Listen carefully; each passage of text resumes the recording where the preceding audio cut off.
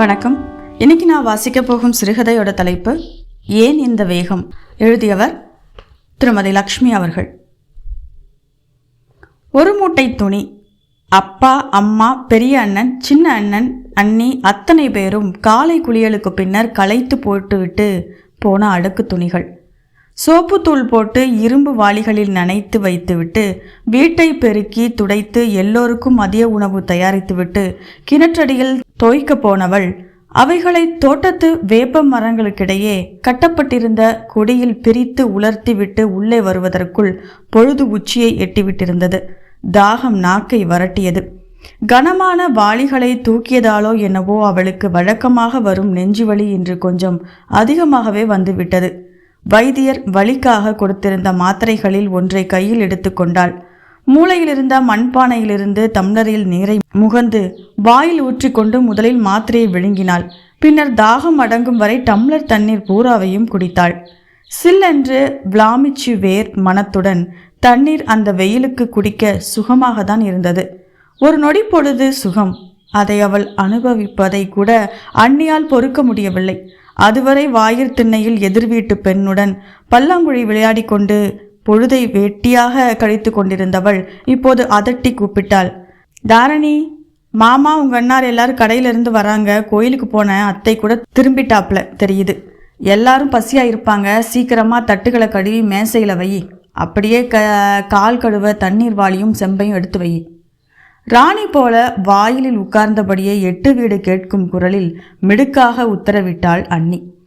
காலையிலிருந்து நிற்க நேரம் இல்லாமல் வேலை செஞ்சு ரொம்ப களைச்சி போயிட்டேன் அண்ணி. இன்னைக்கு நெஞ்சு வலி ரொம்ப அதிகமாக இருக்கு சொல்லதான் நினைத்தாள் அவள். ஆனால் துணிவிருக்கவில்லை. உள்ளமும் உணர்வுகளும் புழுங்கி உடைந்து ஓலமிட்டன. அண்ணி, நீயும் ஒரு பெண். ஒரு நோயாளி பெண்ணை இப்படி வாட்டி வதைக்கிறது தர்மமா? தான் செய்தது தவறுதான். அதுக்காக வீடே கூடி எனக்கு தானே சாவு வருமுன் மரண தண்டனை வழங்கிட்டீங்களே. மாதம் என் செலவுக்குன்னு கொஞ்சம் உதவி வந்த சம்பளத்தில் மண்ணை போட்டு அந்த பள்ளிக்கூடத்து வேலையிலிருந்து என்னை நிறுத்தி இப்படி வீட்டில் அடைச்சி வச்சிருக்கீங்களே. நான் யார்கிட்ட போய் முறையிட முடியும்? அப்பா, பெரியண்ணா, சின்னண்ணா, உங்களுக்கெல்லாம் என் மனசு ஓலமிடுறது கேட்கலையா?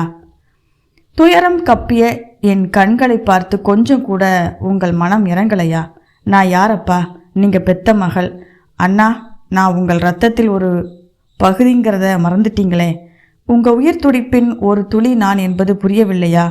உறவுங்கிற சங்கிலியில் நானும் ஒரு பிணைப்புங்கிறது மறந்து ஊராருக்கு மதிப்பு கொடுத்து என்னை இப்படி கொடுமைப்படுத்திட்டீங்களே. நியாயமா? பாவம் அம்மா. ஜாதகர் பார்த்தவர் சொல்லிவிட்டதை நம்பி கொண்டு விட்டாங்க. சீக்கிரம் கல்யாணம் பண்ணினால் உடம்பு குணமாகிவிடும் என்று சொல்லிவிட்டார் ஜோசியர். பரிசோதித்து பார்த்த டாக்டர் சொன்னார், அறுவை சிகிச்சை உடனடியாக செய்தாகணும். தள்ளி போட்டு கொண்டு வந்தால் நல்லதல்ல. அம்மா ஜோசியரைத்தான் நம்பினாங்க.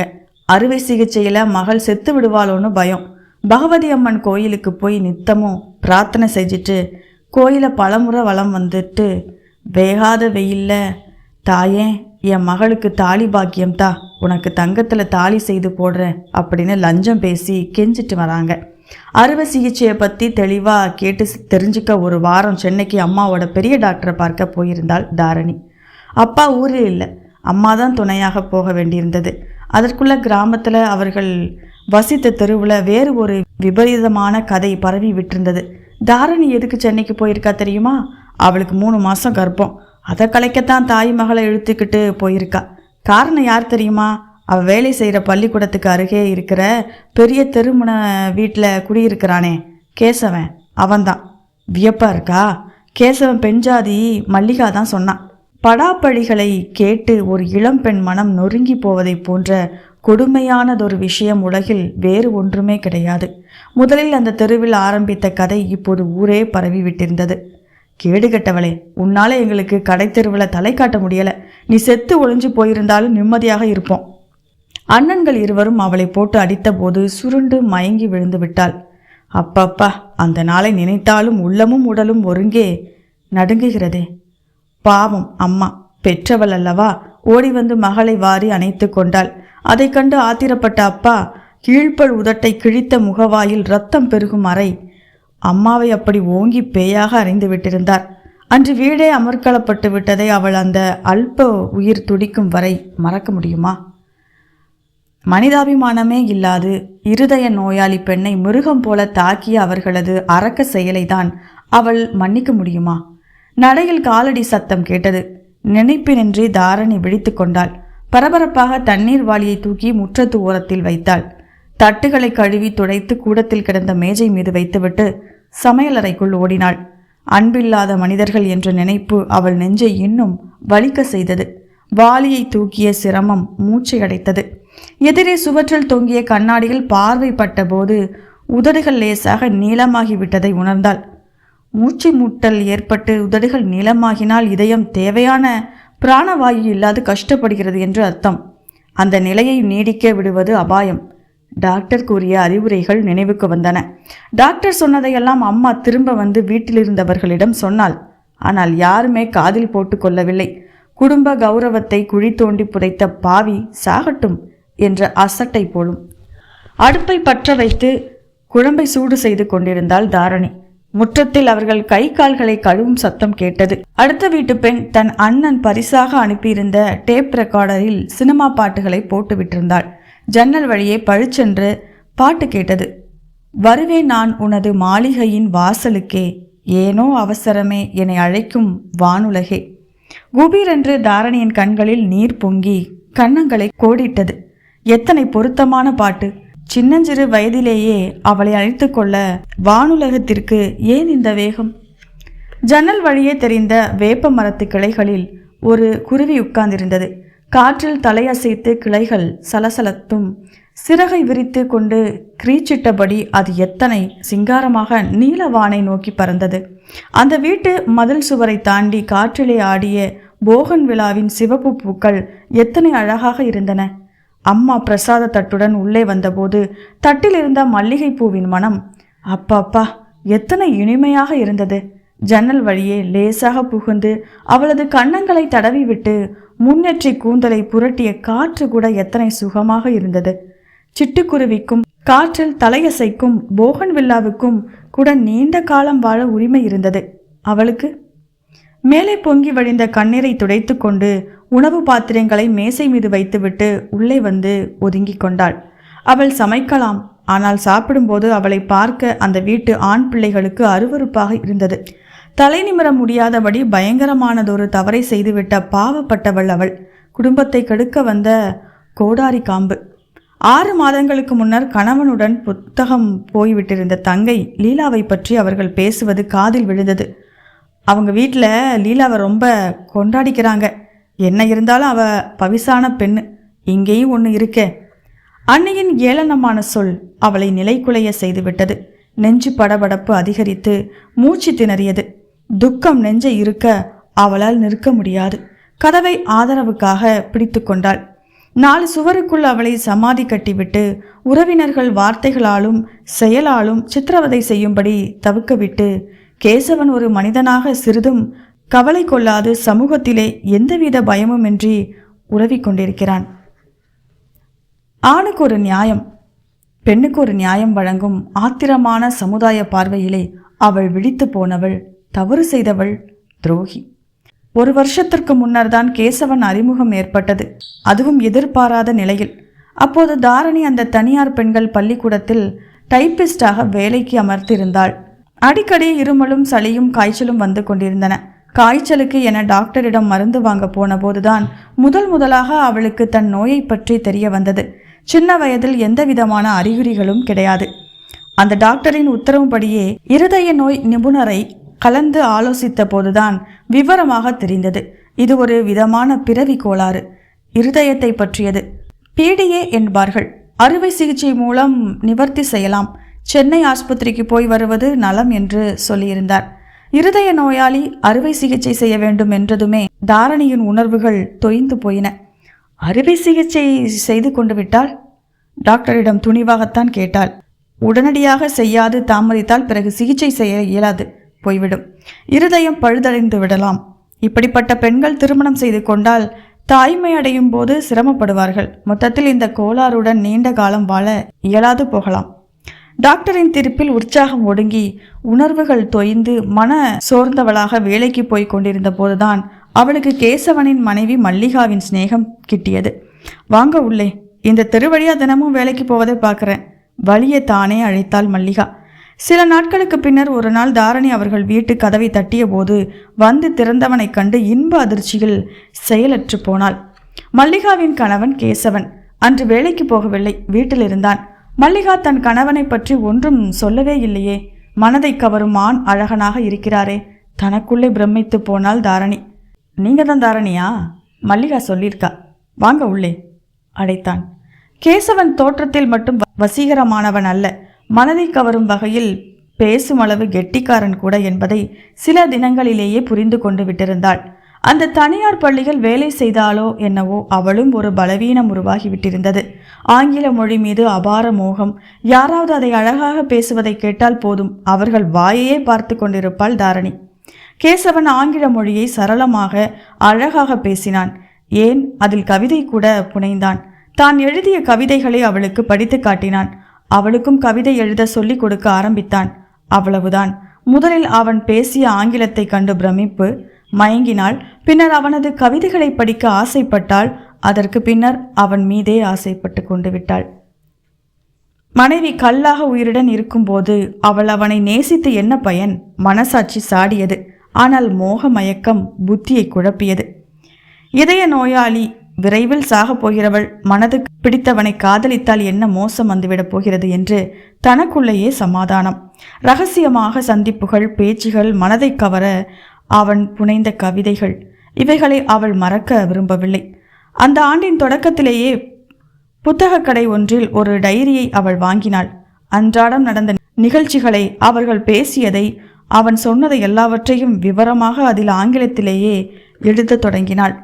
காதலின் நினைவு பெரும் காவியமாக இருக்கப் போகிறது என்று நினைத்து கொண்டிருந்தவளுக்கு பேரிடி. ஒரு நாள் மனைவி இல்லாத நேரத்தில் அவளிடம் கேசவன் மிகவும் நெருக்கமாக பழக முயன்றபோது திடுக்கிட்டு மறுத்துவிட்டாள். காதல் என்பது தெய்வீகமான உணர்வு என்று உயர்ந்த பீடத்திலே வைத்து போற்றிக் கொண்டிருந்த பேதை மனதிற்கு ஒரு பெரும் அதிர்ச்சி. வெறும் உடல் நெருக்கத்திலேயே பிறக்கும் ஒரு ஆவேச உணர்ச்சி தானா அது? மனக்கசப்படைந்து போன தாரணி அவனை விட்டு மெல்ல விலகிவிடத்தான் தீர்மானித்தாள். ஆனால் அந்த பாவி அன்றைய தினம் அவளிடம் இருந்த அந்த டைரியை சட்டென்று வாங்கி தன் பைக்குள் வைத்து கொண்டு விட்டான். கேசவன் ஒரு கவிஞன் அல்ல, பெண்களை ஏமாற்றும் கயவன் என்பது பின்னர் தான் முழுவதும் புரிந்தது. என்னை தனியே சந்தித்தால்தான் டைரியை திருப்பி தருவேன், இல்லாவிடில் உன் அப்பாவிடம் கொடுத்து விடுவேன் என்று அவன் பயமுறுத்தியதும் தாரணி உண்மையில் பயந்து விட்டாள். ஒரே ஒரு தடவை உன்னை மறுபடி தனியே சந்திக்கிறேன், டைரியை கொடுத்து விடு என்று கெஞ்சி விட்டு ஒப்புக்கொண்டு விட்டாள். அந்த சந்திப்புதான் அவளது சரிவுக்கு காரணமாகியது. பேசிக்கொண்டே போகலாம் என்று சொல்லி பஸ்ஸில் ஏற்றிக்கொண்டு அடுத்த ஊருக்கே அவளை அவன் அழைத்து சென்று விட்டான். அவனுடன் ஒரு இரவு அவள் தனியே தங்கினாள். நடக்கக்கூடாதது நடந்துவிட்டது. தன்னை அழித்தவன் காதலன் அல்ல, காமுகன், குடிகாரன், வெறியன், மட்டமான மனிதன். எல்லாமே புரிந்துவிட்டது. இனி என்ன பயன்? தாரணியை இரண்டாம் மனைவியாக ஏற்றுக்கொள்ளப் போவதாக மனைவியிடம் குடிபோதையில் பேசியும் விட்டிருக்கிறான். எந்த மனைவி பொறுப்பாள்? அந்த டைரி அவனிடம் இருந்து பிடுங்கி வைத்து கொண்டு மல்லிகா இப்போது தன் தோழியை பழிவாங்க தொடங்கிவிட்டாள். தெருப்பெண்களை கூட்டி வைத்து கொண்டு அந்த டைரியை படித்து மொழிபெயர்த்து அவளுக்கும் கேசவனுக்கும் இடையே வளர்ந்திருந்த காதல் விவகாரத்தை தம்பட்டம் அடித்து விட்டாள். தெருப்பெண்களுக்கு தெரிந்த சங்கதி ஊரே தீயாக பரவிவிட்டது. சென்னைக்கு டாக்டரை பார்க்க சென்ற கதை வேறு கதையாக சித்தரித்து அபாஷனுக்காகத்தான் தாரணி ஊரை விட்டு ஓடியிருக்கிறாள் என்று பேச்சு நடந்துவிட்டது. ஊராரின் இழி சொற்களை கேட்டு ஆத்திரப்பட்டு அண்ணன்மார்கள் அடித்து நொறுக்கியது. வேலையினின்றி நிறுத்தி வீட்டில் அடைத்து வைத்தனர். இருதய நோயாளி என்று இரக்கம் காட்டாது அண்ணி வீட்டு வேலை அனைத்தையும் செய்ய சொல்லி வாட்டி வதைத்தாள்.